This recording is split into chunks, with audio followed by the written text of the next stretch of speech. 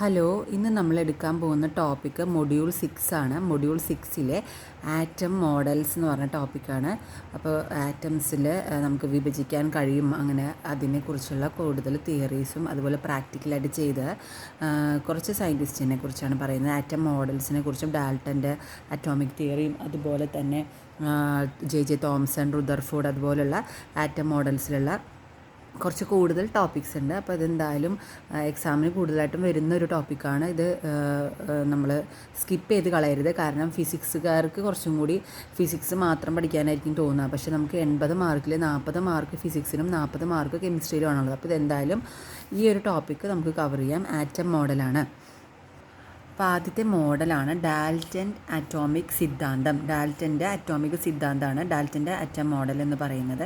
അതാണ് ആദ്യത്തെ atom model. അപ്പോൾ നമ്മൾ ആദ്യം കരുതിയിരുന്നത് ആറ്റത്തിന് നമുക്ക് അതിസൂക്ഷ്മ കണങ്ങളാണ് എന്ന് വെച്ച് കഴിഞ്ഞാൽ അതിന് നമുക്ക് വിഭജിക്കാൻ കഴിയില്ല, ആറ്റമാണ് ഏറ്റവും ചെറുത് എന്നാണ് നമ്മൾ കരുതിയിരുന്നത്. അപ്പോൾ ഡാൽട്ടൻ്റെ അറ്റോമിക് സിദ്ധാന്തത്തിൽ പറയുന്നത് അതുതന്നെയാണ്. എല്ലാ പദാർത്ഥങ്ങളും ആറ്റം എന്ന് പറയുന്ന അതിസൂക്ഷ്മ കണങ്ങളാൽ നിർമ്മിതമാണ്. എല്ലാ പദാർത്ഥങ്ങളും ആറ്റം എന്ന് പറയുന്ന അതിസൂക്ഷ്മ കണങ്ങളാൽ നിർമ്മിതമാണ്. ഏറ്റവും ചെറിയ കണങ്ങളാണെന്നാണ് പറയുന്നത്. അതുപോലെ രാസപ്രവർത്തന വേളയിൽ ആറ്റത്തെ വിഭജിക്കാൻ കഴിയില്ല, അതുപോലെ തന്നെ നിർമ്മിക്കാനോ നശിപ്പിക്കാനോ കഴിയില്ല. അത് നമ്മളെപ്പോഴും കേട്ടിട്ടുള്ളൊരു കാര്യമാണ്. രാസപ്രവർത്തന വേള ആറ്റത്തിന് എന്ത് ചെയ്യാൻ പറ്റില്ല, വിഭജിക്കാനോ അതുപോലെ നിർമ്മിക്കാനോ നശിപ്പിക്കാനോ കഴിയില്ല എന്നാണ് പറഞ്ഞിരുന്നത്. ആറ്റത്തിന് വിഭജിക്കാൻ കഴിയില്ല, അതുപോലെ നിർമ്മിക്കാനോ നശിപ്പിക്കാനോ കഴിയില്ല. അപ്പോൾ ഡാൽട്ടൻ്റെ അറ്റോമിക് തിയറിയിൽ പറയുന്നൊരു കാര്യമാണിത് കേട്ടോ.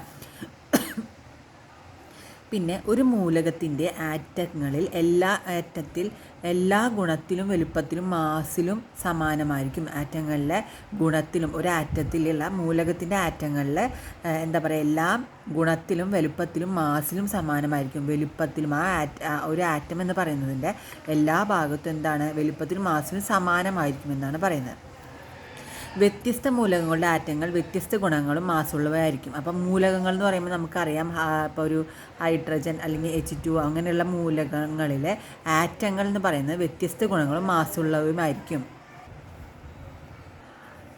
ഹലോ ഡിയേഴ്സ്, അപ്പോൾ നമ്മൾ ഇന്ന് പഠിക്കാൻ പോകുന്ന ടോപ്പിക്ക് മൊഡ്യൂൾ 6-ലെ ആറ്റോമിക് മോഡൽസ്, അറ്റോമിക മാതൃകകളാണ് നമ്മൾ പഠിക്കുന്നത്. അപ്പോൾ അറ്റോമിക് മാതൃകകളിൽ നമ്മൾ ആദ്യം പഠിക്കേണ്ട ഒരാളെന്ന് പറയുന്നത് ഡാൽട്ടനാണ് നമ്മൾ ആറ്റത്തിനെ കുറിച്ച് ആദ്യമായിട്ട് പറഞ്ഞത്.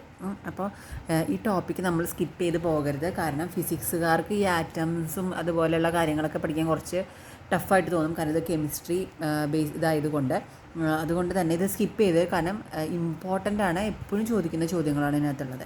അപ്പോൾ നമുക്ക് ഡാൽട്ടൻ അറ്റോമിക് മാതൃക എന്താണെന്ന് നോക്കാം. അറ്റോമിക സിദ്ധാന്തം, ഡാൽട്ടൻ്റെ അറ്റോമിക സിദ്ധാന്തം എന്താണെന്ന് നമുക്ക് നോക്കാം.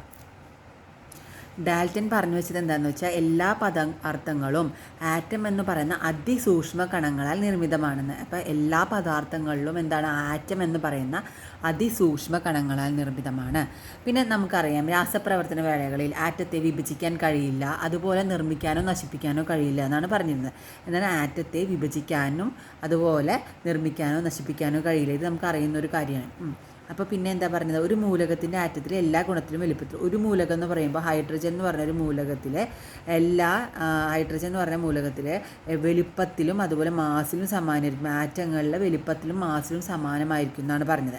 പക്ഷേ വ്യത്യസ്ത മൂലകങ്ങളുടെ ആറ്റങ്ങൾ വ്യത്യസ്ത ഗുണങ്ങളും മാസുള്ളവയായിരിക്കും. അപ്പോൾ വ്യത്യസ്ത മൂലകങ്ങൾ എന്ന് പറയുമ്പോൾ ഇപ്പോൾ ഹൈഡ്രജനും ഓക്സിജനും ഒക്കെ പറയുകയാണെങ്കിൽ ഇത് രണ്ടും വ്യത്യസ്ത മൂലകങ്ങളായതുകൊണ്ട് തന്നെ അതിൻ്റെ ഗുണങ്ങളിലും മാസിലും വ്യത്യാസം ഉണ്ടാവും എന്നാണ് പറയുന്നത്. ഒരു മൂലകമാണെങ്കിൽ ഗുണത്തിലും വലുപ്പത്തിലും മാസിലും സമാനമായിരിക്കും.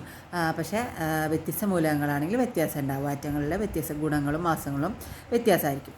അതുപോലെ രാസപ്രവർത്തനത്തിൽ ഏർപ്പെടാൻ കഴിയുന്ന ഏറ്റവും ചെറിയ കണികയാണ് ആറ്റം എന്നാണ് ഡാൽട്ടൻ പറഞ്ഞിരുന്നത്.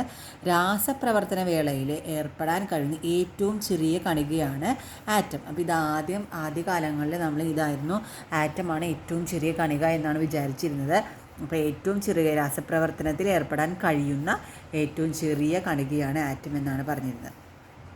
പിന്നെ രണ്ടോ അതിലധികമോ മൂലകങ്ങളുടെ ആറ്റങ്ങൾ ലളിതമായ അനുപാതത്തിൽ സംയോജിച്ചാണ് സംയുക്തമുണ്ടാകുന്നത്. അപ്പോൾ രണ്ടോ അതിൽ കൂടുതലായോ ആറ്റങ്ങൾ തമ്മിൽ ലളിതമായ അനുപാതത്തിൽ സംയോജിച്ചാണ് സംയുക്തമുണ്ടാകുന്നത്. അപ്പോൾ H2O. ഇപ്പോൾ ഇത് രണ്ടോ അതിലധികം മൂലകങ്ങൾ രണ്ട് ഹൈഡ്രജനും അതുപോലെ ഒരു ഓക്സിജനും കൂടി ചേർന്നിട്ടാണ് സംയോജിച്ചാണ് എന്താണ് ഉണ്ടാകുന്നത്, സംയുക്തം ഉണ്ടാകുന്നത് എന്നാണ് നമ്മുടെ ഡാൽട്ടൺ പറഞ്ഞിരിക്കുന്നത്. അപ്പോൾ ഇതെല്ലാവർക്കും മനസ്സിലായെന്ന് ചോദിക്കുന്നത് സിമ്പിളായിട്ടുള്ള ടോപ്പിക്കാണ് ഡാൽട്ടൻ്റെ അറ്റോമിക് സിദ്ധാന്തം എന്ന് പറയുന്നത്. ഡാൽട്ടൻ്റെ അറ്റോമിക് സിദ്ധാന്തം. ഇനി അടുത്തത് നമ്മൾ ഇതിലെന്താ പറഞ്ഞത്, ആറ്റമാണ് ഏറ്റവും ചെറിയ കണിക എന്നാണ് പറഞ്ഞത്. പക്ഷേ പിന്നീടുള്ള പഠനങ്ങളിൽ അത് തെറ്റാണ് നമുക്ക് തിരിച്ചറിഞ്ഞു. അതിന് പറയുന്ന ഒരാളാണ് sir Humphrey Davy. Humphrey Davy എന്താ പറയുന്നതെന്ന് വെച്ച് കഴിഞ്ഞാൽ വൈദ്യുതി ഉപയോഗിച്ച് സംയുക്തങ്ങളിൽ നിന്ന് ഒട്ടേറെ മൂലകങ്ങൾ വേർതിരിച്ചെടുക്കാൻ കഴിയുമെന്ന് പറഞ്ഞു. സംയുക്തങ്ങളിൽ നിന്ന് എന്താണ് വൈദ്യുതി ഉപയോഗിച്ചുകൊണ്ട് സംയുക്തങ്ങളിൽ നിന്ന് ഒട്ടേറെ മൂലകങ്ങൾ വേർതിരിച്ചെടുക്കാമെന്ന് പറഞ്ഞത് ആരാണ്? ഹംഫ്രി ഡേവിയാണ് പറഞ്ഞത്. അപ്പോൾ ഹംഫ്രി ഡേവിയാണ് ഹംഫ്രി ഡേവി തന്നെയാണ് എന്താണ് പോസിറ്റീവും നെഗറ്റീവും കണങ്ങൾ വൈദ്യുതി ഉപയോഗിച്ച് ഇതാക്കുമ്പോൾ ആ ആറ്റങ്ങൾ വിഭജിച്ച് അതിൽ പോസിറ്റീവും നെഗറ്റീവും കണങ്ങളുണ്ട് എന്ന് പറഞ്ഞത് ആരാണ്?